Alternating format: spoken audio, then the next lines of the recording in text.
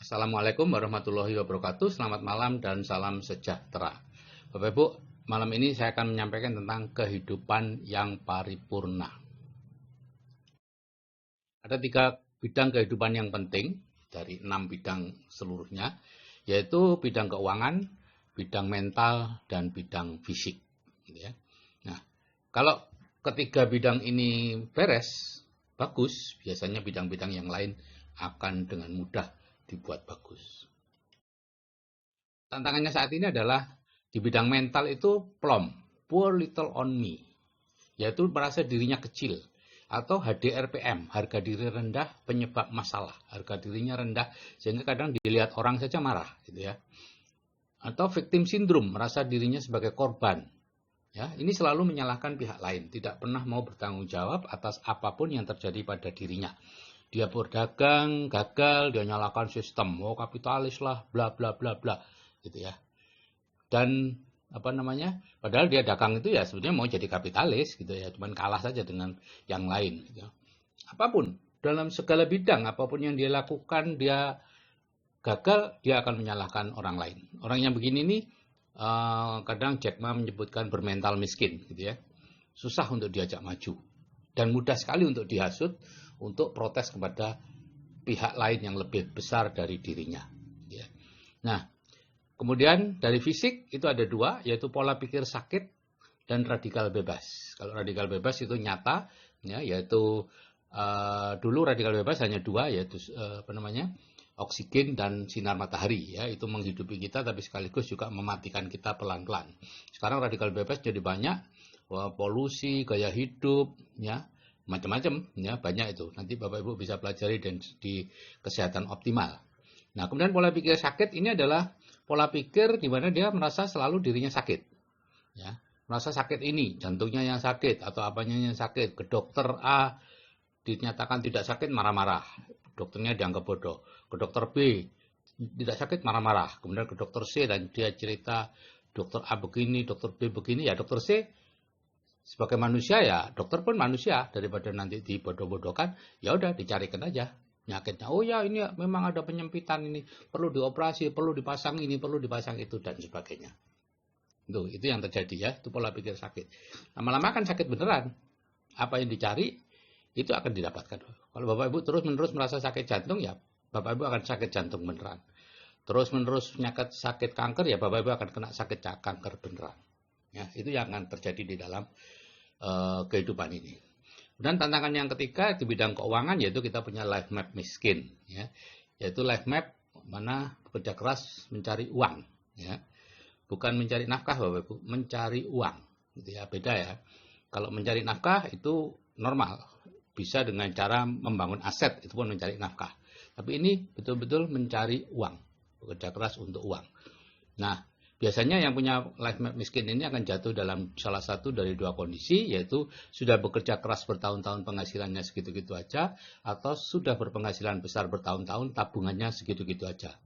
Setiap kali Anda punya uang, akan dengan cepat dikeluarkan. Supaya Anda tidak punya uang, supaya apa? Supaya tetap bekerja terus, karena tujuan hidup Anda dalam life map miskin adalah bekerja keras, mencari uang. Bapak Ibu, apapun yang terjadi pada diri kita itu awalnya dari pikiran, Bapak Ibu. Ya, dari pikiran akan menyebabkan tindakan yang diulang-ulang jadi kebiasaan yang terus-menerus jadi karakter, dan karakter itulah yang menjadi nasib kita. Jadi nasib Bapak Ibu sekarang ini bukanlah takdir Bapak Ibu, ini adalah sekedar dari hasil pola pikiran 5-10 tahun yang lalu. Kemudian pola pikir Bapak Ibu sekarang akan menunjukkan hasil nasib Bapak Ibu, menentukan nasib Bapak Ibu 5-10 tahun yang akan datang. Jadi kalau tidak dirubah, ya nasibnya tidak akan berubah. Kalau pikirannya dirubah, maka nasibnya juga akan berubah. Nah, apa yang disebut pikiran? Yang disebut pikiran itu sebetulnya pikiran bawah sadar. Karena pikiran sadar itu hanya 10%, pikiran bawah sadar itu 90%. Jadi pikiran bawah sadarlah yang mengendalikan kita.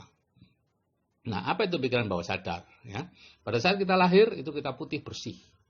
Tidak ada pikiran apa-apa selain refleks-refleks dan kemauan untuk hidup yang kuat. Ya, semua berhasil. Kemudian mulailah dari lingkungan memasukkan. Sampai dari 0 sampai 7 tahun semua diserap Bapak Ibu. Apapun yang masuk diserap dengan dengan kesimpulan yang ada. Melihat Bapak Ibu bertengkar, menyebut-nyebut uang, dianggapnya uang menyebabkan masalah. Pak D dan Pak D dan bapaknya berebut warisan, dianggapnya warisan atau uang menyebabkan masalah. Dan terus begitu. Dan mulai umur 7 tahun sampai umur 13 tahun terbentuklah filter atau reticular activating system akhirnya. Ya. Filter itu jadi di usia 13 tahun dan sempurna di usia 18 tahun. Nah, data di filter di-download saat kita tidur. Selama ada di filter, data itu diserang untuk dilikuidasi. Sehingga akhirnya yang cocok adalah mereka yang disedot, yang di-download itu yang cocok dengan yang di bawah sadar. Nah, karena yang di bawah sadar itu diperoleh dari 0 sampai 7 tahun, sebetulnya kita itu, bawah sadar kita itu berisi pokok-pokok pikiran anak umur 7 tahun. Jadi kalau kita berbicara dengan bawah sadar kita harus tahu bahwa kita sedang berbicara dengan anak umur 7 tahun yang sangat lugu, tidak mengerti politik, tidak peduli kita hidup kayak apa. Yang penting dia berpendapat begitu, dia akan melakukan seperti itu. Ya. Sehingga mulai umur 18 tahun sedikit sekali yang bisa masuk ke dalam pikiran bawah sadar kita. Sehingga Bapak Ibu kadang-kadang kita meminta A, dapatnya B. Minta banyak uang, dapatnya banyak utang. Minta sehat, dapatnya sakit. Kenapa? Ya, karena ini Bapak Ibu, yaitu yang dikabulkan itu bukan keinginan kita, tapi kebutuhan kita. Apa yang kita butuhkan, bukan apa yang kita inginkan. Nah, sekarang bagaimana membuat keinginan kita itu menjadi kebutuhan, dibaca sebagai kebutuhan. Nah, keinginan kita itu adalah apa-apa yang ada di pikiran sadar. Ibu ingin mobil, ingin yang kadang hilang, kadang muncul, ya, angen-angen itu ya. Itu hanya 10%. Jarang yang bisa terpenuhi.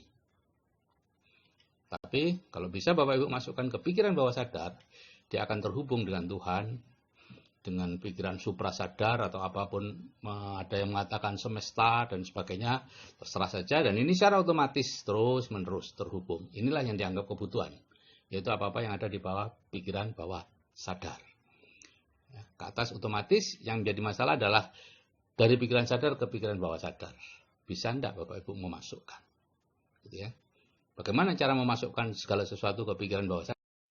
Ya, ada 5. Yaitu kalau itu diulang-ulang terus, ya, atau dilakukan oleh orang yang punya otorita, misalnya ibunya Bapak Ibu suatu saat memarahi Bapak Ibu dan mengatakan, kamu itu begini-begini, kamu nanti besok besar jadi penjahat, jadi maling, masuk ke penjara. Bapak Ibu pasti masuk ke penjara. Karena dilakukan oleh orang yang punya otorita dengan emosi biasanya, kemudian masuk ke pikiran bawah sadar, yaitu akan menuntun ke Bapak Ibu ke penjara. Tidak tahu bagaimana caranya. Ya.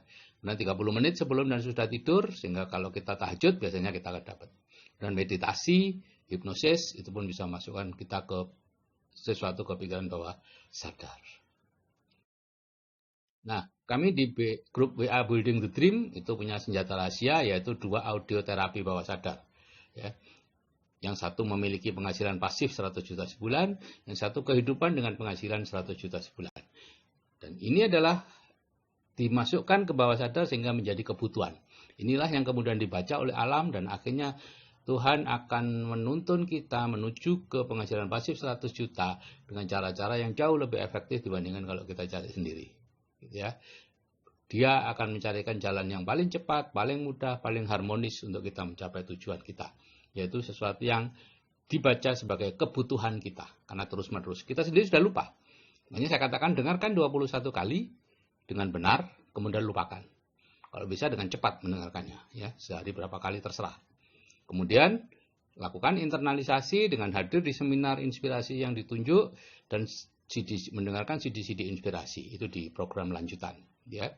Dan saya tidak menjual seminar Bapak Ibu, saya sendiri ikut seminar ini dan berapapun Bapak Ibu ikut seminar ini, berapa orang pun Bapak Ibu, saya tidak mendapatkan bonus atau potongan harga atau diskon atau apapun dari panitia, ya. Jadi ini hanya seminar yang saya ikuti selama 14 tahun ini dan saya anggap seminar yang terbaik dan yang bisa mengubah kehidupan orang. Karena itu yang saya bisa lihat. Kemudian untuk CD-CD inspirasi akan saya bagikan secara gratis di grup. Nah, hasil akhirnya adalah kalau kita sudah punya mental positif, karena selalu hadir di tengah-tengah orang yang berpikiran positif, Kemudian kita punya fisik sehat optimal karena tahu cara mengatasi radikal bebas dan lain-lain ya. Nanti diajarkan itu di CAA, di grup CAA. Kemudian kita secara keuangan sudah menjadi kaya sejati, yaitu memiliki penghasilan pasif yang lebih besar dari biaya hidup kita. Maka dengan mudah kehidupan kita akan disempurnakan. Yang disebut sebagai kehidupan paripurna, yaitu di bidang keuangan, keluarga, fisik, mental, sosial, dan spiritual seimbang. Itulah Bapak Ibu, kalau saya yang sudah berumur saja bisa berubah, saya pastikan Anda juga pasti bisa. Saya akhiri, wassalamualaikum warahmatullahi wabarakatuh, salam sejahtera dan selamat malam.